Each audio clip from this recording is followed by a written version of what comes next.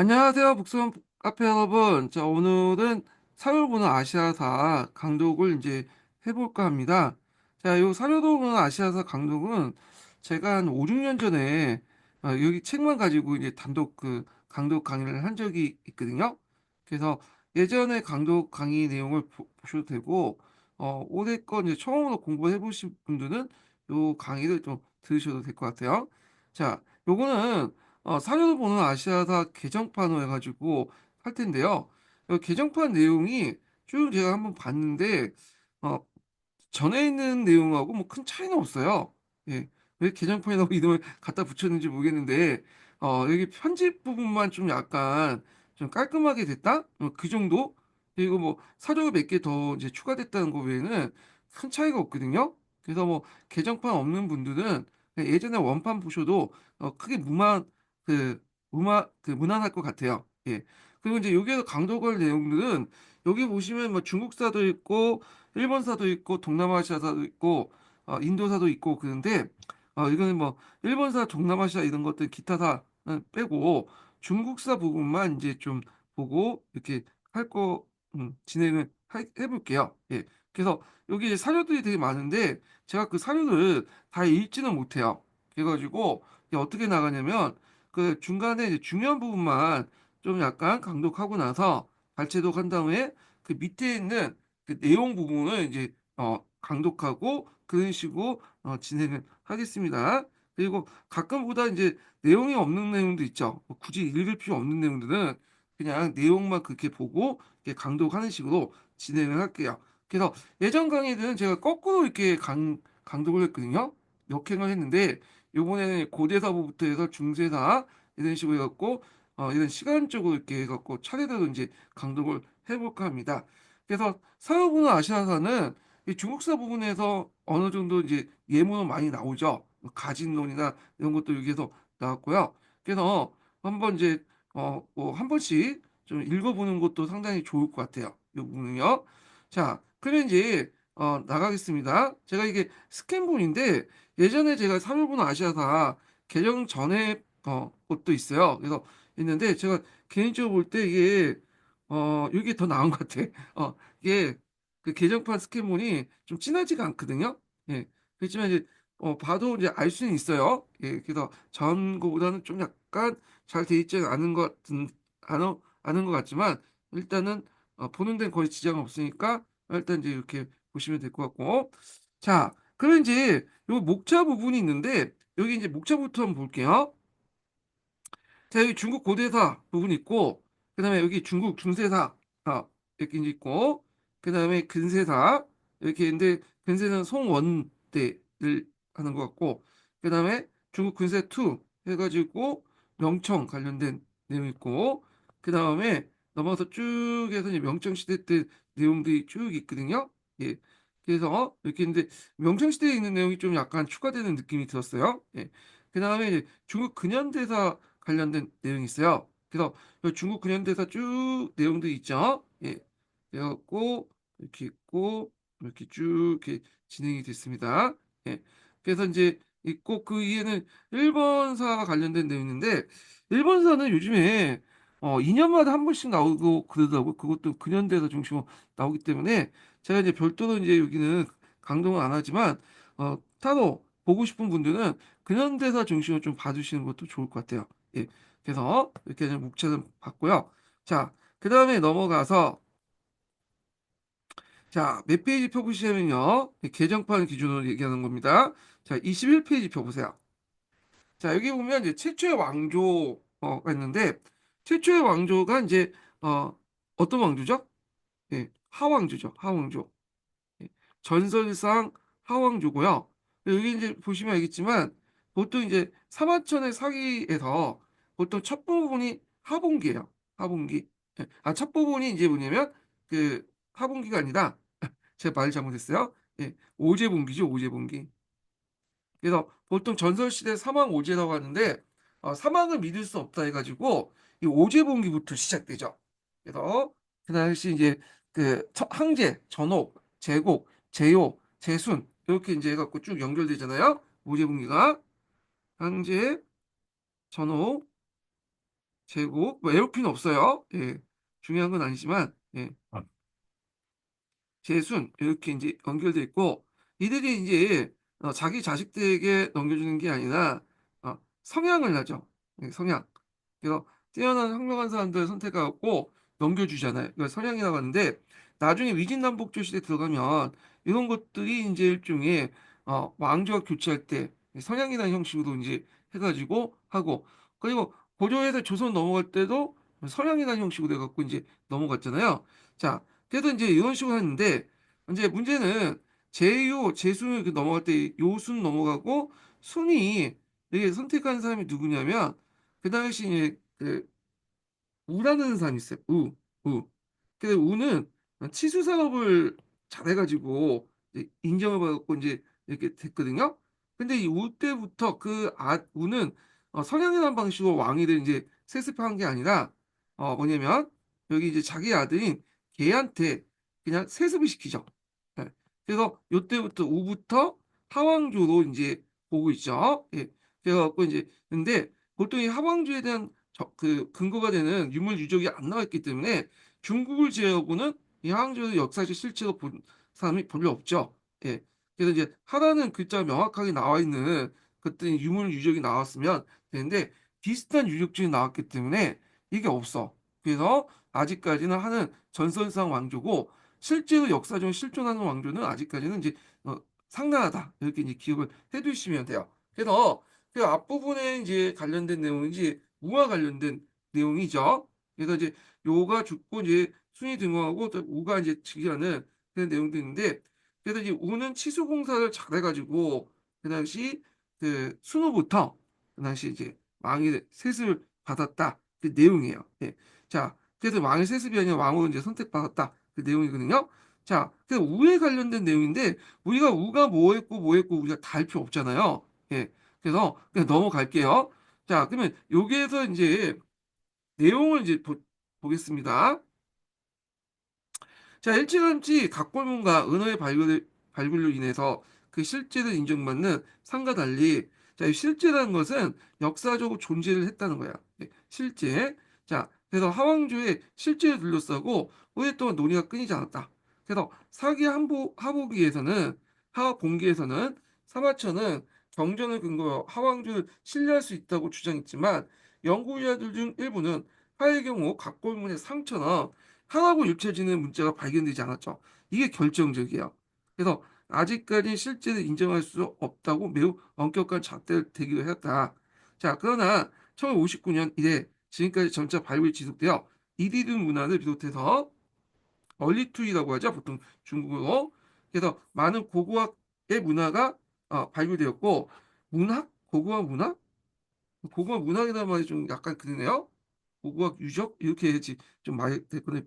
하여튼 여기 넘어가고 자 발굴되고 이를 하문화와 연결시키는 시도가 설득력 있게 얻어가면서 적어도 이든 문화 전체는 아닐지라도 그 주기에 해당하는 문화는 하문화도 보아도 무방했던 견해가 학계를 다수 차지하고 있다 이렇게 보이는데 그래도 아직까지는 이제 그 뭐냐면 정확하지는 않지만 상당수 인정하고 있다 그런 건데 되게 이때 학계라는 거는 중국 쪽의 학계야 중국 쪽. 중국에서는 당연히 자기네 왕조를 좀 역사에 끌어올리기 위해서 그렇게 이제 하왕조를 인정하는 분위기가 죠 그래서 이리 문화 같은 경우에는 이제 여러 층으로 돼 있어요. 예, 이 층 중에 초창기 때 층이 뭐냐면 하층이 하왕조가 아닐 거라고 보고 있어요. 하왕조일 거라고 보고 있는데 이거 이리도 문화 외에도 여러 이제 문화 유적지에 관련된 내용들이 있는데요. 여기 이제 강제 중국사에 보시면 그 고고학 관련된 내용 많아요. 중국 고고학. 그래서 하하 유적지에 대해서 설명도 있거든요. 근데 우리가 굳이 이것까지 볼 필요 없어갖고 요 정도 보시면 될 것 같고 뭐 이 정도만 기억을 해주시면 될 것 같습니다. 그래서 하는 나올 가능성이 거의 없어요. 예. 그래서 지금까지 나온 거 보면 상나도 나오지 않았죠. 제일 이제 상한이 뭐냐면 그 주예요. 주. 주부터 이제 나왔거든요. 자, 그래서 이제 일단 이렇게 넘어가기도 하고요. 자, 그 다음에 서주의 봉건제 관련된 내용을 이제 보겠습니다. 자, 이 봉건제는 이제 그 서주가 여러 이제 나라를 지배하고 나서 통치하고 나서 실시한 제도로 이제 알고 있잖아요. 그래서 주 왕실의 울타리가 이제 만들기 위해서 이렇게 해서 봉건제를 실시했는데 자 그래서 이제 요 내용이 이제 앞부분에 있는데 여기도 이제 뭐 그렇게 볼만한 건 없어요. 그래서 이제 여기 이제 앞부분만 좀 중요한 부분만 읽고 한번 넘어가겠습니다. 자, 옛날 무왕께서 상나라를 이제 정벌하셨으며 성왕께서 그걸 안정시켰고 밝은 덕을 가진 자를 가리어 뽑아 주왕씨 울타리가 되었다. 이제 되게 하셨다. 그래서 옛날 주공이라는 것은 이제 그 무왕의 동생이죠. 그래갖고 성왕이 이제 무왕 다음에 즉위했는데 이 사람이 이제 어린 나이에 즉위했기 때문에 이때 잠깐 주공이 섭정을 했어요. 그래갖고 나름대로 했고 이 주공이 이제 우리가 알고 있는 봉건제의 기초를 마련했던 사람이 주공이에요.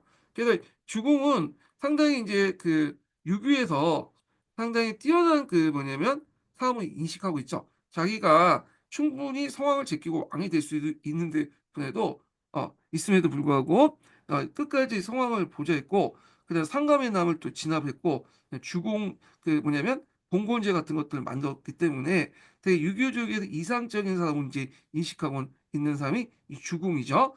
자, 그래서 옛날 주공께서는 왕실 도와 천하를 다스리시며 주왕실을 돈독하게 하셨다. 그래서 주공의 아들인 노공에서는 총독을 장시간 수역 도룡이 그려진 깃발, 하우시 옥, 뭐 등등등 이렇게 해서 지금 쭉 설명하고 있는데 요거는 각자 읽어보시고 자, 요 밑에 부분을 이제 보겠습니다. 자, 여기 출전을 좀 볼 텐데 자전 있죠. 자전은 그 춘추에 있는 자시전이에요. 자시전. 예. 그래서 춘추에 보면 그 춘추가 이제 공자가 편찬한 책이잖아요. 근데 너무 간략하기 때문에 거기 줄을 붙였어요. 자시전, 공랑전, 공양전 그중에 이제 자시전 관련된 내용입니다. 자, 여기 보면 이 자료는 서주 초기 성왕이 노, 위, 진, 제후를 봉건했다는 경위와 내용을 보여주고 있다. 자, 우선 제후를 봉건한 목적이 주 왕실의 울타리 역할을 이제 하겠다는 점을 분명히 있고, 요거는 나중에 좀 얘기했지만 봉건제가 이제 주나라 때만 실시된 것이 아니라 그 후에 이제 뭐 서진이라든지 그리고 명나라 때도 이제 잠깐 봉건제를 실시했잖아요. 그때도 이제 내걸었던 것이 그 당시 왕실의 울타리 같은 역할을 해라. 범병의 역할을 했다. 이게 명분이었거든요. 그래서 요게 어떤 모델로 제공했던 것이 이 주의 봉건제죠. 이걸. 자, 이어서 이제 제후를 봉건하면서 그에게 나눠줬던 토지와 백성 그리고 각종 하사품을 나열하고 있다. 제후에게 일정한 토지와 민을 수여하고 그 지배를 허용한다는 봉건의 정의를 분명히 나타나고 있는 자료다. 이렇게 이제 있고요. 자, 그 다음에 이제 다음 자료가 뭐냐면 위후 측계라는 그 뭐냐면 자료거든요. 요거는 이제 그 금성문이에요. 그래서 강소성에서 발견된 청동기 중에 하나라고 되어 있거든요. 그래서 이제 주왕이 동방을 수시하는 과정을 뭐냐면 이렇게 이제 가정에서 호에 재웠던 층을 위의 제후로 봉한다. 그 내용이에요. 예. 그래서 위측 직엔 위측 측 위 아니 위측 직에 잘못 말렸어요. 위후 측계죠. 예. 제가 말 잘못했어요. 예. 그래서 위를 호에 재웠던 측을 이 측은 사람의 이름이죠. 사람의 이름인데 얘를 어디에 봉한다? 위에 제후로 봉한다는 것을 적어놓은 금속문이다. 이렇게 보시면 되겠습니다. 그래서 여기 내용을 보면 이제 토지와 백성, 청동기와 무기 등을 하사한다는 내용이 적혀 있어요. 그래서 그다음 측을 위후에 봉하는 내용을 적어놓은 것이 그 위우 측계 발음하기 힘드네. 우우 측계 이렇게 이제 보시면 되겠습니다. 자, 그래서 이제 그 밑에 이제 내용들인데요. 앞부분만 한번 읽어볼게요. 서울 정미일 왕께서 우왕과 성왕께서 개척한 상나라 지역을 돌아보시다 동쪽 나라의 지역까지 오시게 되었다. 왕께서는 의 땅의 종로에 나가 남쪽을 바라보시고 나호 측에게 명하시고 다음같이 말씀했다. 그래서 호였던 측에게 위를 하사하는 위우로 봉하는 그 내용들인데 널 위우 땅에 제후로 하도록 한다. 그래갖고 이제 너에게 이제 술 한 통과 상나라 시대 때 청동이 하나, 뭐 붉은 하나, 붉은 화살 100개 등등등 이런 이제 하사품들이 딱 나와 있는데 요거는 이제 어떤 의미가 있냐면 그 나라의 어떤 중요한 것들을 주겠다라는 의미가 있는 거죠. 예. 그래서 이제 이런 것도 있고 자, 그래서 이제 이런 개 측에게 의우를 봉하고 그 사실들을 개라는, 이 개라는 것은 이제 청동기 어떤 제기거든요. 청동기 제기에 적어놨다. 이렇게 이제 보시면 돼요. 그래서 이건 일종의 금속문의 일종이다. 이렇게 보시면 돼요. 그래서 예전에 춘추 전국시대나 서주시대 때 등등에서는 자신들의 업적이나 이런 것들을 주로 그 뭐냐면 이렇게 돌이라든지 그 다음에 청동기에 제기 등에 적어놨거든요. 그래서 철기나 그날 철기에 적어놨기 때문에 이게 이제 썩지 않고 계속 남았어요. 그래갖고 이런 기록들이 지금 남아있다. 이렇게 보시면 될 것 같고요. 자, 그래서 이제 그 뒤에 있는 내용을 좀 보겠습니다.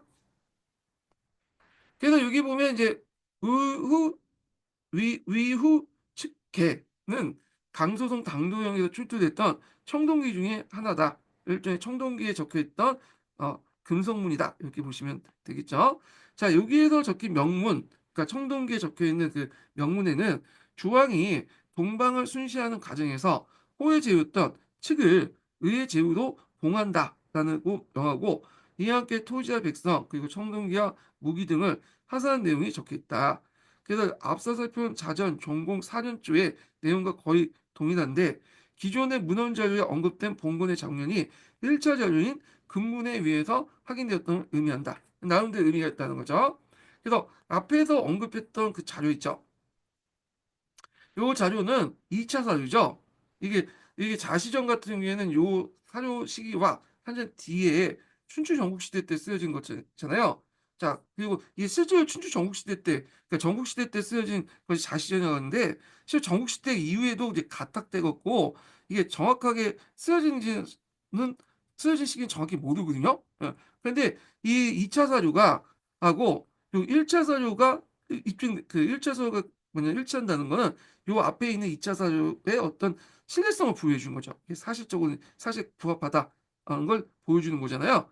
그래서 이제 이런 데도 의미가 있다는 걸 보시면 될 것 같고. 자, 춘추 시대 맹약 관련된 내용을 보겠습니다. 자, 서주의 봉건지서 무너진 다음에 이 패자들이 이제 종황양의를 걸면서 맹양이라는 형식으로 해서 자신의 권위를 높였거든요. 이 맹양이라는 것은 우리가 맹세하다는 말 있죠. 하늘에 맹세하다는 말씀, 하늘의 맹약을 통해서 뭐냐면 상제를 통해 제사를 지내고 하늘의 이제 상제에게 이게 맹세를 하는 거야. 예. 그래서 상당히 자신과 그 밑에 있는 제후들 간의 어떤 관계를 명확히 규정짓는 그런 거거든요. 그래서 하늘에 제사를 지내고 그리고 상제로부터 앞에서 사실 그 패자와 여제후들이 서로 맹세하는 그런 내용을 맹약이다. 그래서 이런 식으로 이제 맹약을 해서 이런 패자의 어떤 권위를 인정받는데 대표 항공이 이제 설치한 구국 맹약도 있고 그 다음에 그런 것도 있고 기원전 이제 578년 송나라 하원이 주둔한 진가 초의 맹약이 있어요. 그래서 이제 요 내용인데 요게 이제 A는 뭐와 관련되면 그 항공이 주둔한 구 맹약이고요. 여기 이제 요 내용은 이제 578년에 송나 하원이 주둔한 진가 초나라의 맹약이에요. 예. 그래서 이 맹약을 통해서 서로 간의 약속을 누구부터 상제로부터 뭐냐 보장받는다. 이렇게 이제 보시면 되겠습니다. 자, 그러면 이제 첫 번째 자료부터 볼게요. 자, 첫 번째 자료는 어떤 자료냐면 기원전 651년에 제네럴 항공이 이 구교에서 모여서 여러 이제 제후들 모여서 맹약을 한 내용이에요. 그래서 내용을 보겠습니다. 5패 가운데 첫 번째 그 패자가 제네럴 항공이죠. 그래서 5패는 이제 여러분들 뭐 제나항공, 진나문공, 초나라장화, 월나라 합력, 오나라 합력, 그 다음에 월나라 구천 이걸 이제 보통 5패라고 하잖아요. 그래서 이제 제나항공은 여기에서 구교의 모임에서 제후대의 시생을 묶어놓고 제후들이 시생을 묶어놓고는 이게 뭐냐 소나 양 같은 것들 이제 뭐냐면 이렇게 먼저 제사를 지내요. 그래서 소와 양을 도살한 다음에 거기에 이제 피를 이렇게 바르는 사팔 의식을 하잖아요. 요걸 얘기하고 있는 거예요, 지금. 자, 그래서 맹약에 그를 올리고 희생의 피를 입에 바르기 전에 다음과 같은 이제 약속을 했다. 자, 첫째, 부유한 자는 죽이며 자기를 계산한 세자는 바꾸지 말며 첩을 본초 삼지 않는다. 둘째는 현명한 자를 존경하며 인재를 길러 덕이 있는 자를 포창한다. 이렇게 있는데 중국 같은 경우에는 일부 일처제 국가지만 다첩이 돼서 첩을 뒀어요. 첩. 그래서 그 처와 첩을 구분해서 처의 자식들을 적실, 그래서 첩의 자식을 서자라고 하죠. 야, 이런 개념은 우리나라 이제 고려 후기 때 들어와서 조선 초기 때 정착되죠. 조선 초기 때. 근데 중국 같은 경우에 이미 이제 얘네들이 강습이다 보니까 얘는 춘추 전국 시대, 뭐 서주 시대부터 계속 있었던 거죠. 자, 그다음에 셋째, 노인을 공경하고 어린이를 사랑하며 손님과 나그네를 잊지 않는다. 넷째, 사회계. 자, 사회라는 계층은 이제 뭐냐면 지배층의 말단을 의미한 거죠. 그 당시에 춘추 초기이기 때문에 사는 이제 전사 계급이라고 이제 보시면 돼요. 예. 자, 사회계 간직을 세습시키지 말며 간직을 겸직하게 말며 그들을 취할 때는 반드시 구해서 쓰며 대부를 마음대로 죽이지 않는다. 이렇게 있는데 대부라는 것은 이제 보통 경대부라고 하죠. 예. 그래서 제후의 아들이 있으면 그냥 적자가 이제 제후가 되는 거고 공이 되는 거고 그 나머지 애들이 대부가 되는 거거든요. 예. 그리고 대부 중에 이제 제일 좀 나라의 그 경을 같이 하는 사람이기 때문에 이걸 같이 합쳐서 경대부라고 하잖아요. 예. 자, 그다음에 이제 요 밑에 거는 각자 읽어보시고 자, 그다음에 진나라 초나라에 이제 그 관련된 내용이야. 진초. 자, 그래서 직나라 초나라 서로 경계하지 말고 호우와 함께 재난을 함께 구제하고 풍부한 한난을 함께 대위하여 구제한다. 그래서 초와 재가 이제 서로 관련된 약속들을 한 건데 이 뒤에는 나머지는 읽어보시고요. 자, 그래서 내용을 보겠습니다. 자, 여기 보면 이제 서주의 봉건 질서나 무너진 춘추 시대 패자들은 맹약이라는 방식을 통해 하나의 상제 맹세를 지내는 방식으로 해서 자신의 힘을 드러냈다. 자, 위사료는 기원전 652년 제나라 항공이 수립한 구국회의고 구구회의고 맹약이고 기원전 578년 송나 하원이 주선한 진가 초의 맹약이다. 전자는 맹약의 기본 내용을 잘 보여주고 후자는 약속을 지키지 않을 경우에 저주가 수반된다는 명시했다. 그러니까 춘추 시대 때는 아직 조상신이라든지 상제라든지 이런 개념들을 믿고 있었어요. 그러다 보니까 자기 약속을 어기거나 상대방의 이제 필족들 공격해서 아예 멸족을 시킬 경우에 그 지역의 그 상대방의 조상신이나 잘못하면 또 상제의 벌을 받는다는 그런 관념을 가지고 있었거든요. 그래서 이렇게 맹약을 통해서 하는 것들이 나름대로 구속력이 있었다. 근데 전국시대에 들어가면 이런 것들이 없어지고요.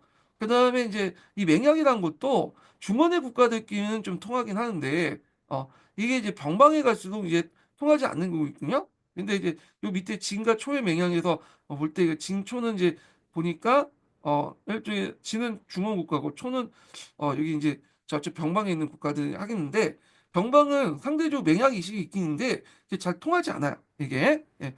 자, 뭐 하여튼 이렇게 있다. 이렇게 보시면 될 것 같고. 자, 그다음에 춘추 시대 때 전쟁 관련된 내용 보겠습니다. 음.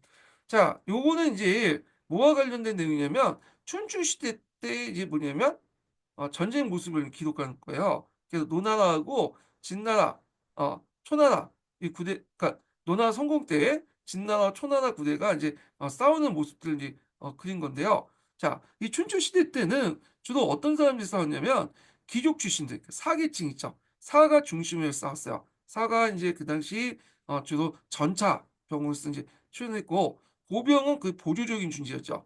근데 이제 정국시대 들어가면서 이제 전차가 이제 이렇게 제껴두고 사 외에도 일반 평민들도 같이 이제 전쟁에 참여하면서 보병 중심으로 이제 바뀌었잖아요. 예. 그래서 아직 이 자전에 쓰여져 있는 그 내용은 그 당시 이제 뭐와 관련된 내용이냐면 전차전 관련된 내용이에요. 전차전. 그래서 사가 중심은 전차전 관련된 내용들 기록을 했어요. 그래서 이런 내용들 있으니까 있고 여기 보시면 알겠지만 뭐 수레탄 마부 뭐 이런 내용도 있고 자 그다음에 이제 이런 것들 볼 때 이제 전차끼리 싸우는 내용들 못 살렸다 이렇게 이제 보시면 되겠습니다. 자 그래서 요 내용은 이제 각자 읽어보세요. 이거는요. 그래서 그 밑에만 보겠습니다. 자, 춘추 시대까지 전쟁 모습을 보여준 사료이다. 자, 이 사료는 노나 성공 16년 6월. 자, 여기에서 이제 자전은 이제 뭐냐면 앞에서 말한 것처럼 자시전이잖아요. 춘추 자시전. 춘추는 노나라 연대기예요. 그러다 보니까 요게 이제 여러 사건들 있죠. 주변에 있는 사건들을 노예 기록에 입각해서 노예 시점에 입각해서 썼기 때문에 여기에 보면 이제 기념법이 노나라 기준일 수밖에 없겠죠. 노성공 16년. 그래서 이제 노나라 성공 16년에 일어났던 진나라와 초나라 군대의 싸움 내용이야, 지금. 예. 그래서 6월에 진나라 군대와 초나라 군대가 언릉에서 만나 전쟁에 벌어진 모습을 보여주고 있다. 자, 여기에서 양측 진영에 진을 치고 서로의 정황을 탐색한 모습. 전차에 올라탄 이 당시 귀족 출신. 자, 이때 귀족이라는 것은 어떤 사람들이냐면 주로 사계층이죠. 이상. 사업하고 뭐 경대부 뭐 이런 사람들 이제 얘기하는 거죠. 자, 전쟁을 벌이는 모습, 전쟁을 벌이기 전에 신에게 맹세하는 그 모습. 자, 이는 전국시대 이후 보병이 중심이 되어 그 당시 상대편의 도성을 공격하여 이를 함락할 때까지 치열하게 벌였던 전투와는 사뭇 다른 모습이며 차라리 낭만적인 느낌마저 든다. 그래서 이제 보통 전차전 같은 경우에는 이제 도성을 공격할 때는 올라가지 못하잖아요. 그러니까 한번 이제 포위하고 상대방이 지칠 때까지 이제 기다리고 있다가 상대방이 지치고 하면 문을 열고 이제 나오면 선하 성 밑에서 지맹 선하 지맹을 맺게 돼요. 그래서 이제 전쟁이 끝난 형식으로 되어 있거든요. 그런데 이제 전국시대 때는 보병이 주력이기 때문에 공성전을 하죠. 예, 기다리지 않고 성을 공격하잖아요. 예, 그래서 이제 이런 것들이 이제 다른 모습이다. 이렇게 이제 보시면 되겠습니다. 자, 그 다음에 성폭포이다가 관련된 내용인데, 요거는 이제 그 어떤 거냐면, 그 당시에 이제 어떤 마을이 있었어요. 거기에 이제 그 마을의 수장이었던 이제 삼노와 관리들이 그 무당하고 이제 결탁해서 그 당시 이제 하백이라는 이제 그 마을에 믿고 있는 그 신앙을 이용해서 주술적 권력을 이용해서 백성을 수탈하는 그 내용이거든요. 예. 그래갖고 이제 그 당시 성우프가 그걸 보고 이게 잘못됐다 하면서 이들을 불러내면서 이제 하나하나 족치는 거죠. 그래서 강물에 이제 던지고 그러면서 그 당시 이제 이들의 어떤 잘못을 이제 깨는 내용인데 성문포가 왜 그런 행위를 했냐면 일단 성문포는 중앙에서 파견된 관리잖아요. 근데 이런 지방 토우들 삼노나 관리나 무당들이 그런 식으로 주술적 권력을 이용해서 백성들 수탈하면 중앙 권력이 제대로 이제 뭐냐면 들어갈 수 없겠죠. 예. 그리고 이제 백성들을 관리가 이제 중앙 권력에 동원해야 되는데 잘 안 될 거 아니야. 그래서 이들 척결시키고 그리고 수의 시설을 해가지고 토지를 개간하고 백성들의 땅을 나눠주는 그러면서 뭐냐면 중앙 집권적인 어떤 체제를 마련하는 그런 내용이죠. 그래서 음락 단위의 어떤 토호 중심의 주술적 공동체에서 이렇게 이제 국가가 소농민을 지배하는 어떤 그런 재민지배 체제 완성하는 과정에서 이렇게 종전의 재민지배에 방해했던 그 세력들을 그 뭐냐 쳐부시는 그 내용이 적혀 있는 게 이 책이거든요. 그래서 요것도 뭐 그 앞에서 이제 있는데 요거 한번 읽어볼게요. 앞부분만 읽어볼게요. 자, 이 문호 때 성우부는 업에 활용이 되었다. 그래서 이제 업은 나중에 이제 후한말 때 조조의 근거지가 되었다고 이렇게 적혀 있네요. 네. 그래서 성우부는 업에 도착해서 장로를 모아서 백성들의 고통을 그들에게 물었다. 그래서 그 장로가 말하기를 하백에게 분열을 시집보는 그 고통스럽다. 이 때문에 빈곤을 면치 못한다. 이렇게 했는데 요 하백에게 왜 분열 시집보냈냐면 그때 이제 무당이 그 하백이라는 그 불신에게 제사를 지낼 때 분열을 이제 제물로 바치라. 그러다 보니 매년마다 그 제사를 지낼 때는 뭐냐면 분열을 던져가지고 하는 그런 풍습도 있었나 봐요. 그러다 보니까 이제 사람들이 그걸 이제 뭐냐면 자기 뭐 아내하고 딸 뭐 하백의 제물로 바치면 누가 좋아하겠어? 그러니까 사람들이 도망가는 게 맞나 봐. 그래서 도망가고 그렇게 했는데 자 그래서 이제 이 성부가 그걸 듣고 안 되겠다. 얘네들 이제 이게 사실관계를 밝혀야 되겠다. 그래가지고 무당부터 해갖고 삼로 관리들 불러서 하나하나 족치는 내용 하죠.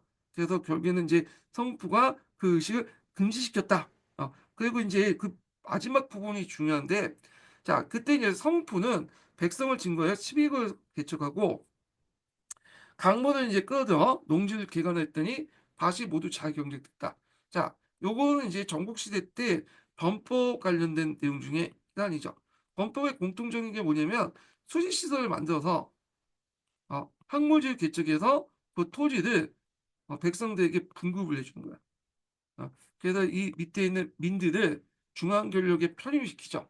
그래서 공짜로 토지를 나눠주는 건 아니고 토지를 나눠주는 대가로 민들의 어떤 여러 가지 민이 그 대가로 뭐 군대를 가거나 아니면 여러 가지 이런 세금을 내는 그렇게 하죠. 그래서 이걸 통해서 재민 지배 체제를 완성시켰다.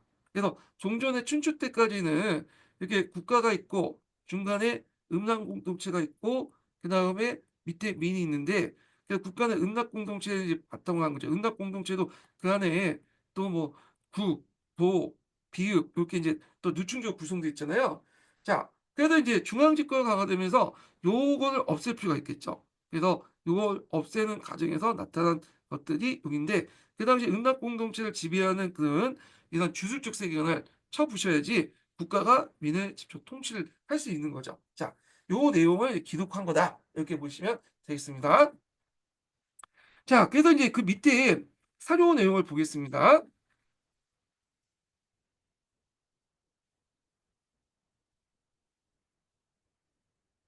자, 이 사료에 나타난 어배 사항은 춘추 시대까지의 사회라고 봐도 좋다. 그러니까 지금 춘추 전국 시대인데 기록은 전국 시대지만 아직 춘추적 요소가 남아 있었다는 거예요. 음락 공동체가 주술적 세계를 통해서 민을 통치하는 그런 사회인데 앞에 이제 춘추 전국 시대 범법이 시작되면서 그걸 깼다. 이렇게 보시면 되겠죠.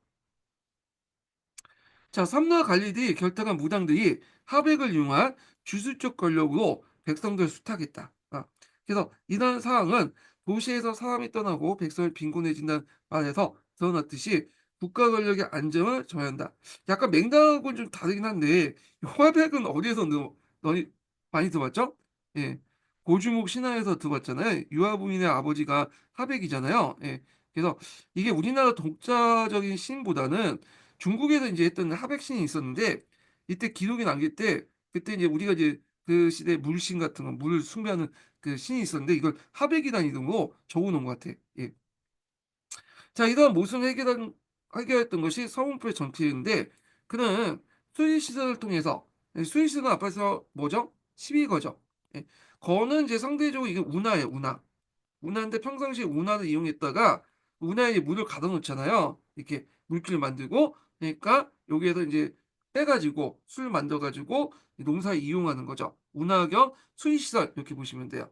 그래서 그는 수의시설을 통해서 토지를 개간하고 그 다음에 이를 백성들에게 나눠주어 소농의 자립을 가능케 했다. 그러니까 이제 동계에 말하는 뭐죠? 이거는 예, 그 당시 동계에서 얘기한 재민적 지배 체제 이렇게 보시면 되겠습니다.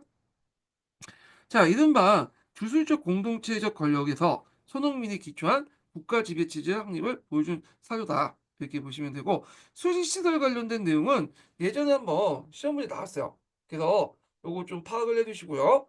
자, 이 다음에 이제 상황의 범법인데 요거는 상당히 중요하죠. 그래서 이거는 예전에 상황범법 해갖고 03년 기출문제 나왔잖아요. 그래서 이제 요 관련돼서 한번 또 나올 것 같은 느낌이다. 물론 요 사유 자체는 나오진 않았지만 예전에 천맥제라든지 이런 거 있죠. 사회 범법 관련된 내용을 좀 몇 개를 요약해 갖고 나왔잖아요. 사회 전체는 나오진 않았지만, 예. 근데 이제 한번 예전에 나왔기 때문에 이번에 나올 가능성이 되게 많죠. 이게 03년에 나왔기 때문에 몇 년 됐어 이거. 어유 오래됐네. 보니까 20년이 넘었네. 자, 그래서 지금 뭐 하여튼 요거 나올 가능성이 있는 되게 중요한 사유니까 한번 읽어보세요. 자, 일단은 이제 요 사료에 대한 설명을 좀 하면 진나라 호공 때 위에서 망명한 상황을 등용해서 범법 정치를 했죠. 그래서 종전의 어떤 음락 공동체 질서를 파괴하고 거기에 새로운 이제 군연제적 지배 질서를 관철시켰거든요. 그래서 군주 중심 어떤 재민 지배 체제를 강조했고 상하이본법 여러분도 알다시피 1차 본법하고 2차 본법 있죠. 함양이라는 수도 이제 함양에서 수도 옮기기 전에는 1차 본법. 그러니까 1차 본법은 종전의 시족 공동체를 파괴시키는 거야. 그다음에 2차 본법은 파괴를 했으면 어떻게 했어요? 함양 천도 후에 파괴를 했으면 그러니까 그 새로운 질서를 만들겠죠. 그래서 1차는 함양 이전에 기존의 어떤 음락 공동체의 어떤 것들을 파괴시킨 거, 2차는 함양 이후에 쭉 옮기고 나서 옹에서 이제 함양으로 옮기거든요. 그리고 나서 뭐냐면 새롭게 이제 군현적 지배를 확립하는 그런 거였다. 이렇게 보시면 되고요. 그래서 이제 여기에서 이제 좀 보면 여기에서 쭉 해가지고 에, 여기까지가 1차 문법 관련된 내용이고요. 그 다음에 여기에서 여기까지가 2차 문법 관련된 내용이야. 예. 그래서 한번 이제 중요한 부분만 한번 읽어보겠습니다. 자, 요거 읽기 전에 인증번호 알려드릴게요. 인증번호는 80번입니다. 예, 인증번호 80번이에요. 자, 첫 번째 구조는 연자제에 관련된 내용이죠. 그래서 백성은 15조직을 편성해요. 그 다음에 서로 감시하고 연자 책임을 지도한다.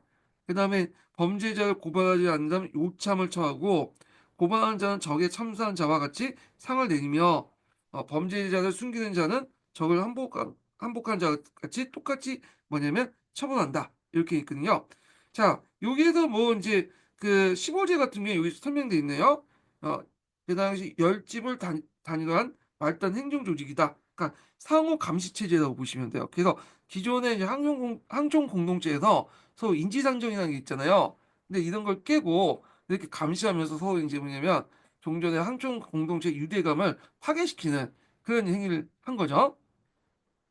지금도 이런 15조직 같은 걸 이용하는 나라가 있죠. 저쪽 북쪽 동네. 이제 서로 감시체를 만들잖아요. 자, 그 요참이라는 것은 말 그대로 허리를 베는 체면. 예. 그래서 이렇게 해서 목을 베는 것을 이제 참여이라고 하는데 이건 허리를 베는 요참이라고 하죠. 예.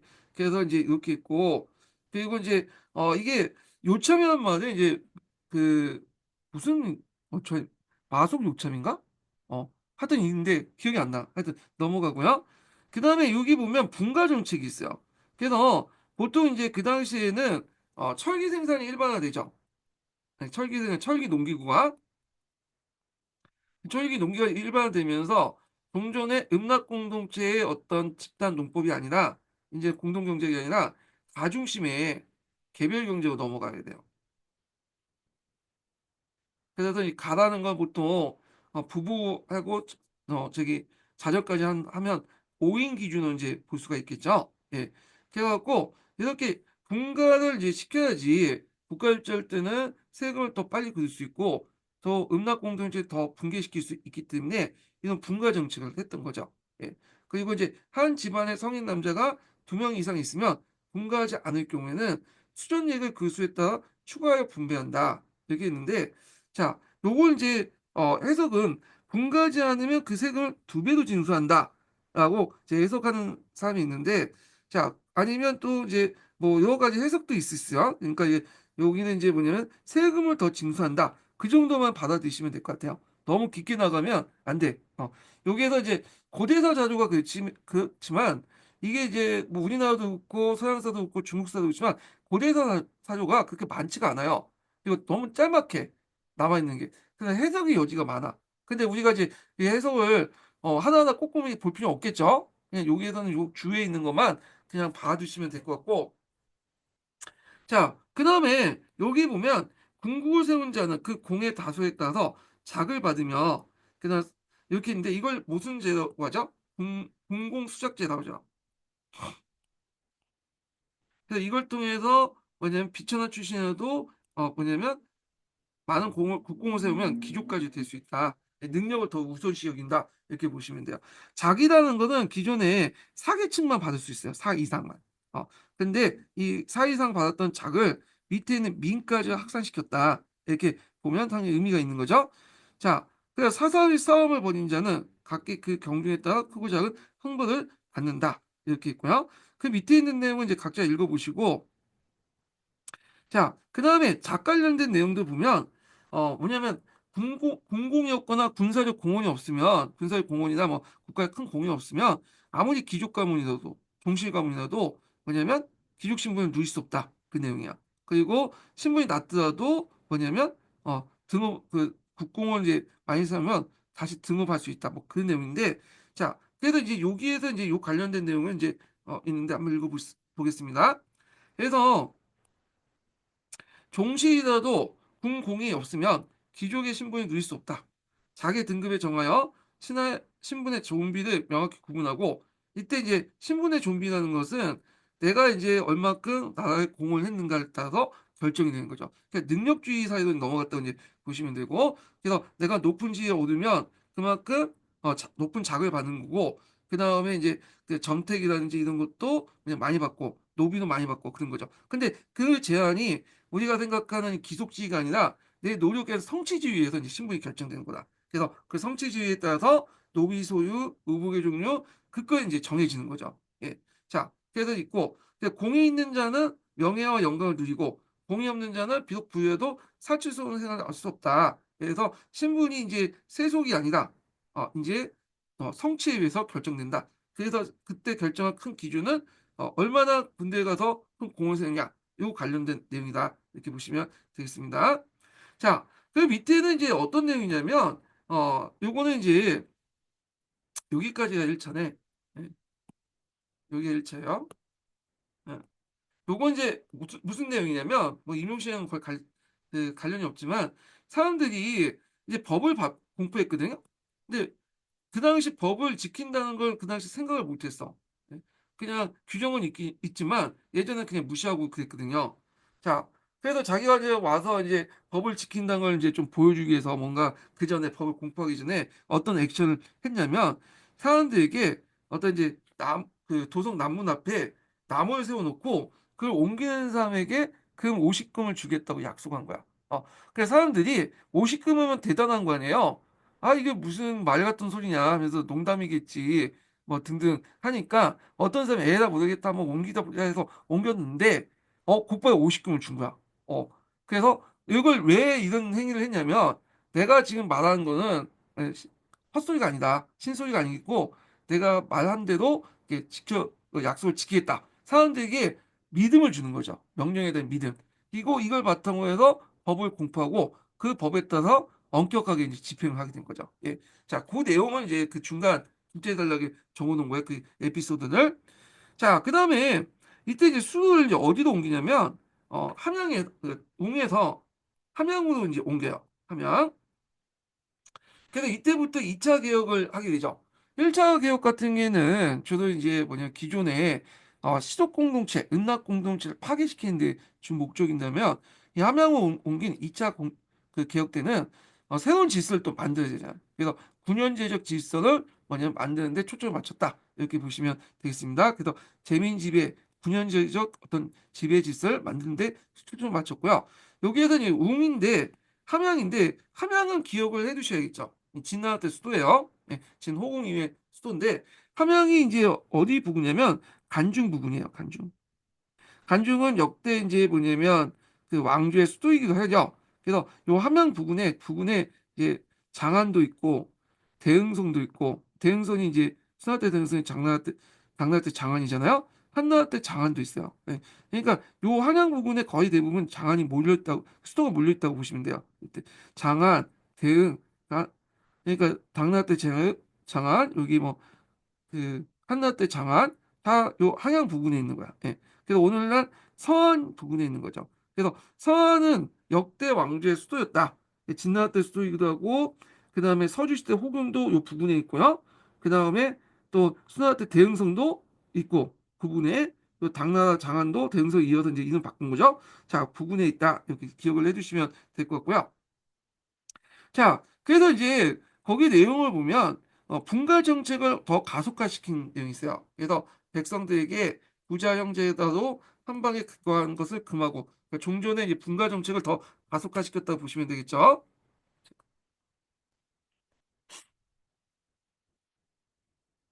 자, 그 소도 황, 읍, 칠을 모아서 30일 헌을 설치하고 영과 승을 배치하였다. 그래서 여기 보면 9년제 같은 것들을 설치했다. 이렇게 보시면 되겠습니다. 9년제는 춘추 후기 때부터 등장했어요. 그래서 초나 때부터 이제 등장했다고 하거든요. 그래서 이제 그것이 전국시대 때 조금씩 일반화돼서 진시황 때 나서 완비됐다. 전국적으로 이제 하나의 이제 군역이 통합됐다는 거야. 그래서 진시황 때 군역제가 실시된 게 아니라 이미 초나나 후기 때부터 실시됐던 것을 진시황 때 하나의 제도로서 이제 전국적으로 뭐냐 완성시켰다. 이렇게 이제 보시면 되겠습니다.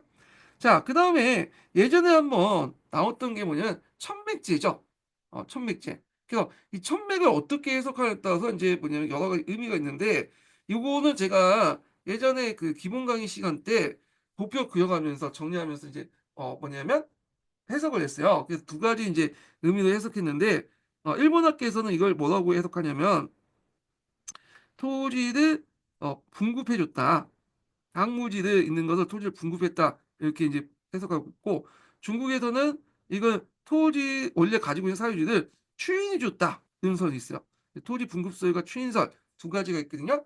근데 우리나라에서는 이제 무슨 이걸 공유니 사유니 하면서 이렇게 이제 얘기를 하고 있는데 요거는 이제 나중에 제가 이제 그때 그 예전에 기본 강의 시간 때 해놨으니까 기본적으로 이제 요것만 기억 토지 분급설과 토지 추인설 두 가지 설이 있다. 거기다가 이제 우리나라 같은 경우에는 이게 토지가 뭐 공유냐 사유나 이런 게 설도 있고 자세한 내용은 제가 기본 강의 때 했으니까 그걸 이제 참조해 주시고요. 자, 그래서 이제 청매구 나누어 경계포시를 삼은 뒤 민에게 토지를 지급했다. 그래서 보통 이제 이렇게 토지 개혁 관련된 그러니까 그때 범법의 공통점이 뭐냐면 이 분급책이야. 예. 그래서 이 당시 이제 그 토지를 분배하는 게 있거든요. 토지 분배. 예. 토지를 분배해서 그 대가로 이제 세금도 걷고 군역도 징발하고 이런 체제를 했다. 그래서 이거는 상하이 범법뿐만 아니라 나머지 다른 나라의 범법에서도 토지 분배 관련된 내용이 나와요. 그러면 토지만 또 분배하면 안 되겠죠. 그래서 뭐 토지의 또 뭐냐면 생산성을 높이기 위해서 수리시설 같은 것들을 이제 또 갖춰야 되겠죠. 뭐 이런 것들. 자, 그래서 이제 이렇게 있고 그 다음에 뒤에 보면 도량 통일 같은 것들 있죠. 예, 이런 것들. 그래서 2차 뭐냐면 개혁 관련된 내용이 적혀 있다. 이렇게 보시면 되겠습니다. 자, 여기 이제 보면 내용을 좀 볼게요. 자, 전국시대 진홍공은 위에서 망명한 상황을 등용해서 적극적인 개혁 정책을 폈는데 이를 상황의 범법이라 한다. 그래서 범법의 가장 중요한 목적은 오랫동안 상이한 정통과 간행이 유지되어 왔던 폐쇄적 공동체 질서, 그러니까 음락 공동체 질서를 파괴하고 전 통치 지역에 거쳐서 관료제에 의한 군현적 지배 질서를 간천함으로써 군주를 중심으로 이론적인 국가 질서를 확립한 데 있다.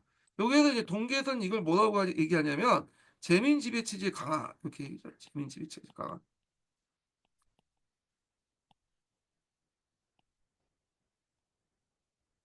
자, 그래서 상하이 범법은 1차 범법과 2차 범법을 나눠서 시행되는데 1차 범법에는 15제나 연자제를 통해 항리 공동체의 어떤 유대감을 파괴시키는 거죠. 내부 질서 파괴하고 2차 범법은 그 파괴된 질서 위에 새로운 질서를 세운 것이 주 목적이었다. 그래서 군현제적 지배 질서를 확립했다. 이렇게 이제 보시면 되겠습니다. 자, 그다음에 제자백과 관련된 내용 볼게요. 자, 여기 전국시대, 춘추 전국시대 동원에서 그 당시 이제 여러 이제 뭐냐면 학단들이 등장하죠. 그래서 이들 제자백과라 하는데 제자백과의 의미는 여러분도 알다시피 여러 제자에다가 자자는 성인들 앞에 붙이는 게 자자잖아요. 백이라는 건 많다는 거고 가는 학단이라는 뜻인데 여러 성인들이 만든 어 아는 학단이라는 뜻이에요. 예. 그래갖고 요 제자백과가 등장했는데 요때 이제 그 관련 내용은 그 당시 사기에 태사공 자서가 있어요. 그러니까 태사공은 이제 그 사마천을 얘기하죠. 사마천이 이제 요 책을 만들 때 어떤 목적에 위해서 어떤 분류에 의해서 만들었는가를 좀 설명하는 그런 내용이 있어. 그중에 그 당시 이제 육가 요지에서 제자백과의 특징들을 설명을 하고 있어요. 간단하게. 그래서 이제 여기 보시면 알겠지만 이제 크게 뭐 육가도 있고 그 다음에 무가도 있고 그 다음에 법가도 있고 명가가 있고 도가가 있고 이렇게 있잖아요. 자, 그래서 이제 몇 개야 이게? 하나, 두 개, 세 개, 네 개, 다섯 개. 예, 그런 것도 있는데 또 하나가 있는 것 같은데, 음, 여기 보이는 것은 유가, 묵가, 덕가, 명가, 도가 이렇게 있고 이게 쭉 있고 하나 있는데 하나는 없는 거네. 지금 생략된 것 같은데요. 아, 음양가가 있네. 음양가 위에 있죠. 그래서 이게 여기가 첫 번째, 두 번째, 세 번째, 그다음 네 번째, 다섯 번째, 여섯 번째. 그래서 이제 육가요지에 있는 내용이야. 육가라는 것은 여섯 개 학당에 관련된 내용에 있는데 그들이 주장한 것을 이제 뭐냐 요약했다. 예, 이 말이죠. 그래서 이제 여기 보시면 사기 어디에 적혔냐면 태사공 자서 이렇게 있는데 태사공은 누굴 뜻하냐면 사마천을 뜻하죠. 사마천. 근데 이거는 이제 자기 아버지가 분류한 걸 자기 인용한 거예요. 자기 아버지도 태사공이죠. 원래 사마시 같은 경우에는 정통적으로 역사라든지 천문, 관측을 했던 집안이에요. 그래서 이제 아버지 사마담의 그런 것들을 이어받아서 사마천이 이제 이어받았고 아버지가 때부터 사기를 만들었잖아요. 사마담부터. 그 작업을 가옥을 이어받은 거야. 예. 자, 하여튼 여기 이제 내용을 이제 좀 보면요. 음양가를 보면 자, 음양가는 길상을 크게 강조하고 여러 가지 피해를 할 일을 가르쳐 사람들 구속하고 두려움을 많게 한다. 그러나 그는 계절의 순환을 따라 변화를 정확히 가르치는 것을 놓칠 수 없는 장점이 할 수 있다. 그래서 음양가는 오행설과 연결되죠. 원래 음양설과 오행설 떨어져 있는데 이게 전국시대부터 합쳐졌어요. 그래서 음양 오행설이 되었고 왕조 교체라든지 인간의 수명이라든지 이런 것들을 다 음양 오행을 가지고 설명을 했고요. 그 다음에 이제 우리가 알고 있는 동중서의 그 청인 상응, 청인 상응설 있죠? 이런 것도 다 음양 오행설에 바탕을 둔 거죠. 자, 두 번째 육아와 관련된 내용인데, 자, 여기부터 한번 읽어볼게요. 자, 육아는 육경, 그래서 예약, 예경, 악경, 서경, 뭐 시경, 역경, 축축을 구분을 하는데, 자, 여기 악경은 지금 남아있지 않기 때문에 보통 오경이라고 하죠. 육경에 대한 주석서는 너무나 많아 여러 세대를 거쳐서 배워서 다 통달할 수 없거니와 평생 그 구분을 체득할 수 없다. 그래서 한무제가 살았던 시기 때 그 이전에 이제 뭐냐면 그 당시 고문학파라든지 금문학파 이런 사람들이 등장하면서 많은 경전을 어, 쏟아냈잖아요. 그러다 보니까 거기에 각종 주석서가 붙고 그래서 이제 그 당시에 이제 요런 한당 유학의 특징인 홍고학의 특징들을 이제 언급을 했다고 보시면 돼요. 왜냐면 홍콩이 완성된 것은 후한 때지만 이미 이제 금문경과 고문경이 농장하는 과정에서 일단 주석설이 많이 이제 쏟아져 나왔다. 이렇게 보시면 될 것 같고요. 그래서 간신의 폭은 넓어도 요체가 적고 수고로서도 성과는 적다. 그러나 군신과 부자 간의 예를 설정하고 부부와 장녀 간의 구별을 적절히 강조한 것도 강조한 건 어느 학파도 바꿀 수 없는 장점이다. 이렇게 했고요. 자, 문과 같은 경우에는 이제 내용이 있는데 자, 문과는 따르기 어려울 정도 지나치게 겸약을 강조했고요. 그 가르침을 완전히 실천하기 어려웠다. 그리고 그냥 농업 생산의 활동과 조령을 이제 강조하면서 그 가르침을 본반 조령이라는 것은 이제 여러 가지 물건들 아껴 써야 된다. 요거 내용이에요. 예. 물가는 요순의 도를 받아들이며 그 덕행을 이렇게 말한다. 그 집은 삼층의 높이의 단위에 지어서 흙계당에 세 개면 오를 수 있고 다듬지 않은 풀로 지붕을 덮고 석가래를 다듬지 않은 나무를 사용했다. 그래서 쭉 있는데 뭐 각자 보시고 자 그래서 이렇게 있고 마지막 내용을 볼게요. 대개 보면 이제 첫 부분하고 마지막 내용이 핵심적인 내용이 다 있어요. 예. 그래서 문과는 따르기 어려울 정도로 지나치게 겸약을 강조하였다라는 것이다. 다만 세상과 저용을 강조하여 개인과 가족을 풍족하게 되지 않았는가. 바로 이것이 문과의 장점이고 다른 어떤 학파도 부정할 수 없는 주장이다. 했는데 이 사마천의 사기가 문과의 한 면만 본 것 같아. 저용 측면만.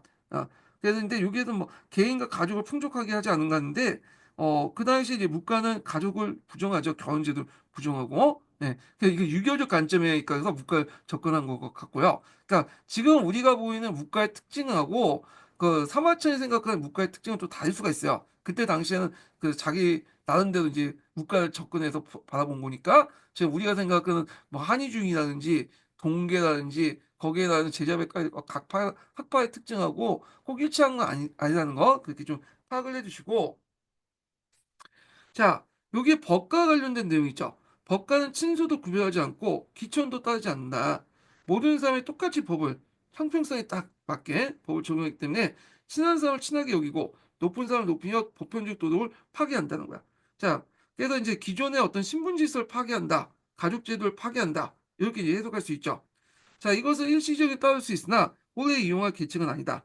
그래서 엄격하나 은혜로운 면이 적다라는 것이 거다. 그래서 그러나 군신 간의 존비를 정하고 관리의 직분을 밝혀 서로 월권하지 못하게 가르친 것은 어떤 학파도 고칠 수 없는 주장이다. 그래서 나름대로 이제 상하관계, 그다음 각기 자기 맡은 역할을 어떻게 수행하는 것을 명확히 하는 건 법과의 장점이다. 해서 이제 평했던 거고요.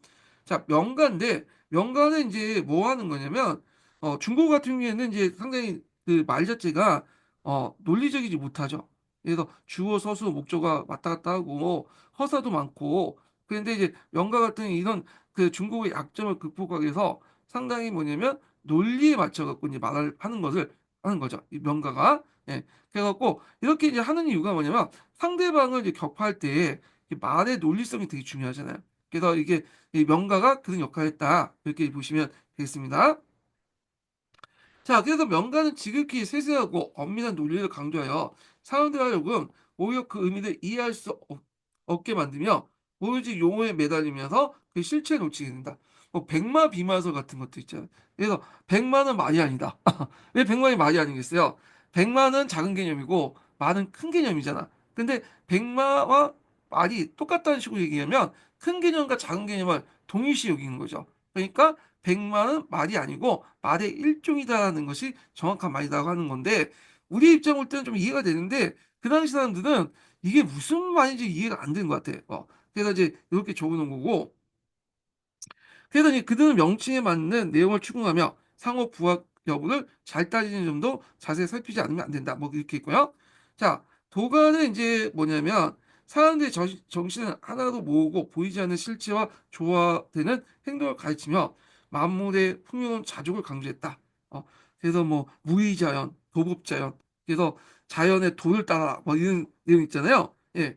그래서 이제 그 가르침 자연의 수용을 강조하면서 음양가의 주장을 따르고 율가와 묵가의 장점을 채택하여 했으며 명가와 법가의 중요한 장점을 받아들여 시간과 사물의 변화에 따라 적절히 행동을 가르친다. 때문에 풍속을 확립하는 일이 풍속을 확립하고 이를 처리하는 데 있어서 합당하지 않는 것이 없으며 원리는 간단하고 쉽게 실천할 수 있어 수고음이 적어도 성과가 많다.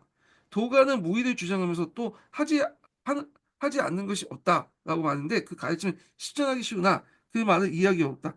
그렇죠? 예. 지금 무의자는 어떻게 하는데 철학적인 논쟁이 있잖아요. 철학적 사유가. 그래서 있는데 이 사람도 보니까 정확하게 도가에 대한 어떤 철학적 그 이론은 모르는 것 같아. 다만 이제 우리가 생각하는 어떤 도가에 대한 이미지 그걸 가지고 얘기를 하는 것 같아요. 지금요. 예. 그래서 이제 요거는 앞에서 얘기했지만 육가요지는 우리가 지금 한의중이나 동계에 있는 어떤 분석적인 학파의 특징을 말하는 게 아니라 그 당시 사람들이나 아니면 그 사기 썼던 사마천의 어떤 생각을 적어놓은 거야. 이거는요. 예. 자, 그래서 이제 여기 보면 이사료는 사마천의 아버지 사마담이 제자백과를 불러요. 각파의 특징에 대해 간단히 하면서 그 명쾌하게 규정한 육가유지이다. 그래서 제가 말하려면 사마천이 아니라 계속 했는데 사마단의 의견이야. 예. 사마단의 의견은 사마천이 이제 신놓은 거죠. 예. 그렇기 때문에 이제 요거는 좀 수정해 주시고요. 아까 좀 계속 사마천 얘기했는데 사마담의 생각이야. 예. 그래서 사마단의 이 분류는 전한말 유한과 유읍에서 계승되었고 자 이후에 줄곧 이어져 내려오고 있다. 자 여기 유음이라는 사람은 이제 보는데 유는 이제 누구한테 봉사했죠? 이 사람은 이 사람은 음, 되게 왕망 밑에 있었죠. 왕망 밑에. 그래서 이제 고문학파의 대표적인 사람이죠. 예. 자, 그래서 사상 내용을 살펴보면 사마담이 도가에 대해 어느 정도 어느 정도 된 듯 하며, 자, 이 도가는 이제 초기 때 항로 사상의 영역이라고 여겨진다. 자, 그러니까 전환 초기 때 항로 사상 예전에 나왔죠. 요거는 이제 전환 초기 때 주요 정치 사상 중에 하나예요. 예. 그래갖고 도가에 상당히 이제 뭐냐면 많은 장을 내용을 할애한 거는 이 사마단의 위견이 많이 반영됐다. 이렇게 보시면 돼요. 아까 사마천이라고 얘기했는데 사마담을 이제 좀 수정해서 넣어주세요. 예. 그래서 이 항로 사상은 그 전환 초기 때 어떤 정치 사상이죠. 그래서 이제 후식을 강조했죠. 아, 그래서 그 당시 이제 한초전 때 7년 동안 전쟁이 많다 보니까 황폐도 있잖아요.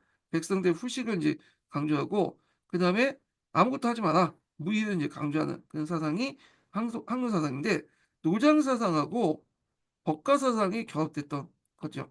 그래서 예전에 한번 이거 기출문에 나왔어요. 항로사상. 항로사상. 그래서 나중에 그 사마천 당시 한무제 때 이 항로사상 대신에 이제 적극적인 국가의 개입을 강조하는 육아사상을 채택하게 된 거죠. 예. 그래서 이제 요거 한번 읽어보겠습니다. 자, 전환 초기에는 진의 가혹한 법치를 지향하고 대규모 노역 공사를 최대한 자제하는 등 백성들을 후식시키는 정책을 주로 이뤘다. 그러나 한왕조는 진제국의 거대한 영토를 계승하여 지배하기 위해 진에 의해 만들어진 율령과 제도에 의한 지배를 이어가야 하기도 했다. 즉 무의를 추구하지만 실제 법치를 이어갈 수밖에 없는 상황이었던 것이다. 자, 이런 정치적 필요에 따라서 가장 적합한 상이 아까 노장사상. 여기 도가라고 하는데 도가가 이 노장사상이죠. 그래서 도가사상과 법가사상 교묘하게 결합한 항로사상이다. 특히 무의, 인무리, 부리가 당시 상황과 잘 맞아떨어진다. 이렇게 있는데 이 뜻은 저도 잘 모르겠어요. 여기에서 이제 그 어렵게 설명하고 있는데 여기에서 도가는 무의를 주장하면서 또 하지 않은 것이 없다. 이 말을 이제 얘기한 건데 그러니까 하라고 하지 않는 그러니까 무의라는 건 하지 말라는 거잖아. 그러면서 또 한편은 또 하지 않는 것이 없다. 그렇게 말하고도 할 건 다 한다는 거죠. 자, 그래서 이제 이런 것들이 당시 상황을 이제 잘 보여주고 있다. 그래서 한나라가 진나라의 제도를 계승하면서도 또 뭐냐면 진나라처럼 그렇게 가혹하게 하지 않은 대하지 않는 백성들 그런 정책들을 이제 펼쳐야 되는데 그 양면적인 사상을 양로 사상이 잘 보여주고 있다라고 설명을 하고 있어요. 예. 그래서 이런 말에서 이제 볼 수 있다는 거. 그래서 여기에서 핵심적인 내용은 도가 사상에서 요건 것 같아. 이거.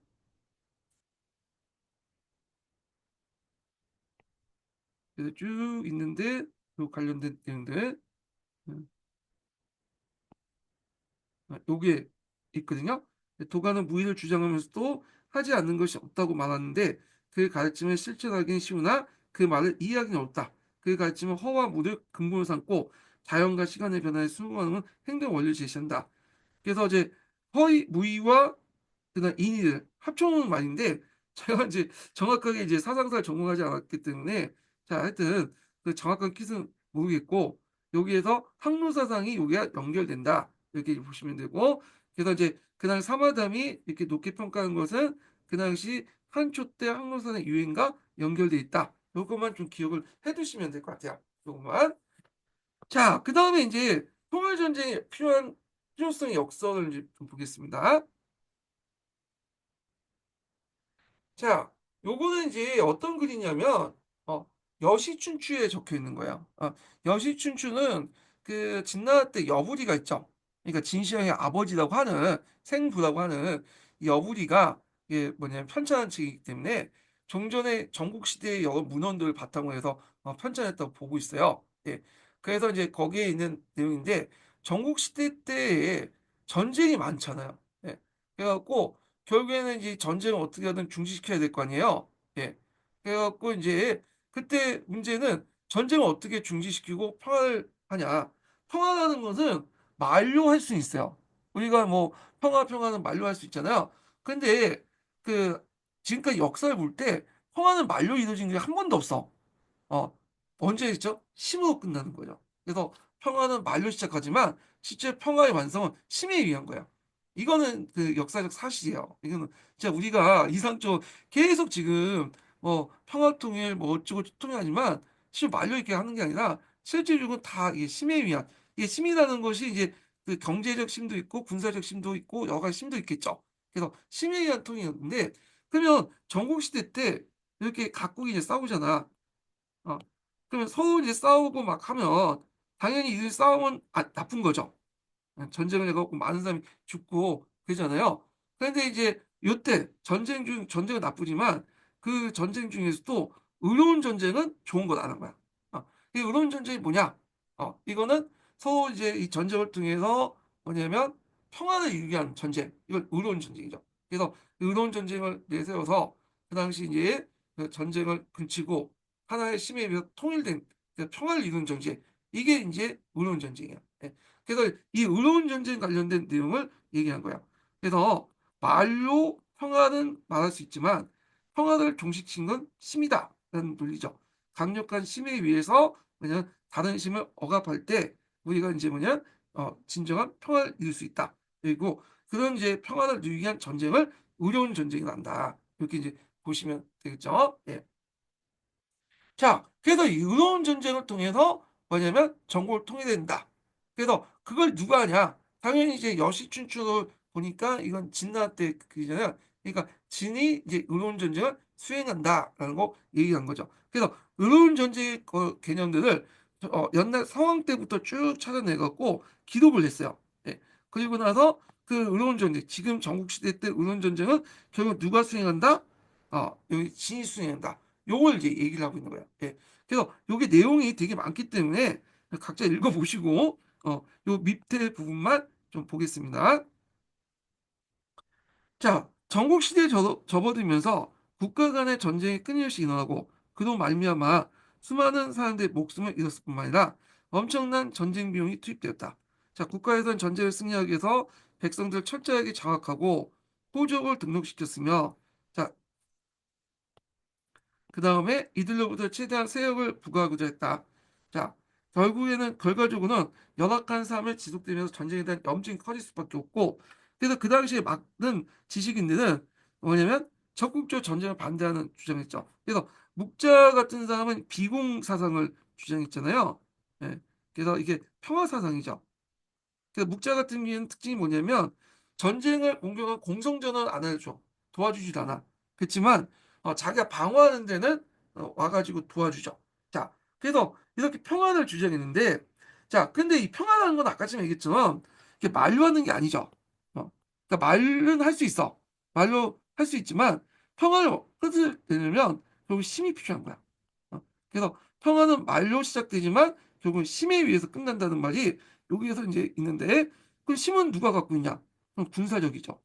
그리고 강력한 군사를 통해서 전쟁을 해서 통일하면 평화가 되는 거죠. 그래서 의로운 전쟁은 누가 하냐? 진나라가 해야 된다. 이런 걸 주장을 한 거죠. 자, 그래서 이거 밑에는 이제 그 관련된 의로운 전쟁 관련된 내용인데 자, 정국시대 마력 가운데 마력 가장 강력한 국력을 가진 진나 입장에서 자신의 통일 전쟁을 합리화시킬 필요가 있겠죠. 그이 사료는 통일 전쟁을 목전에 둘 때 진나라 재상자리에 있었던 여부리가 편찬한 곳으로 이 여시춘추가 여부리가 편찬한 책이에요. 그래서 의로운 전쟁의 개념을 이용해서 통일 전쟁의 불가피성을 강조했고 이 의로운 전쟁의 기원을 어디까지 저 앞에서 계속 해서 성왕시대 때까지 쭉 이렇게 이제 했던 거죠. 그래서 쭉 관련된 사료들을 쭉 언급하고 있어. 치유에서 오제까지 성황뿐만 아니라 그 전까지 오제봉 오제 때도 있고, 그러니까 성황 이전에 그 옛 사료들을 다 인용하면서 우리가 이제 의료원 전쟁을 수행하고 있다. 그래서 이제 얘기를 하는 거죠. 자, 그래서 요 내용들이 쭉 있고, 자, 그래서 이제 요 내용이 있고요. 자, 그래서 이제 마지막 단락부터 이제 볼게요. 이와 같으로 이렇게 해서 앞에서 의료원 전쟁의 사례들을 예전에 고사를 가지고 쭉 얘기를 했어요. 그래서 여기가 이제 결말이야. 요 부분이.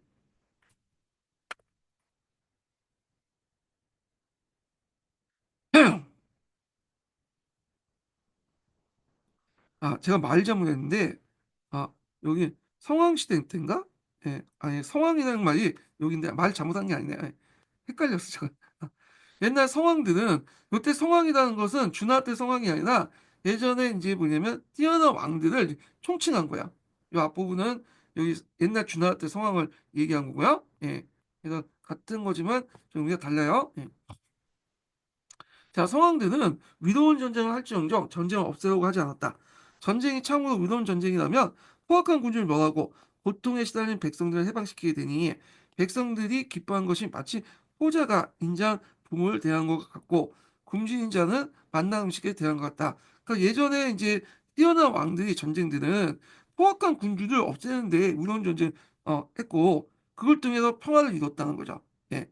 자, 근데 이거는 좀 약간 역사에 대해서 좀 근데 역사는 승리자의 역사잖아요. 그러니까 승리한 측이 자신의 전쟁을 의로운 전쟁을 하고 상대방을 포악한 사람으로 규정할 수 있겠죠. 뭐 그건 이제 건너뛰고 자, 백성들이 소리쳐 호응하여 달려나가는 것이 마치 강력한 새내를 깊은 골짜기를 향해 쏘는 것 같고 많은 물이 모여 막힌 틀을 터버리는 것과 같다.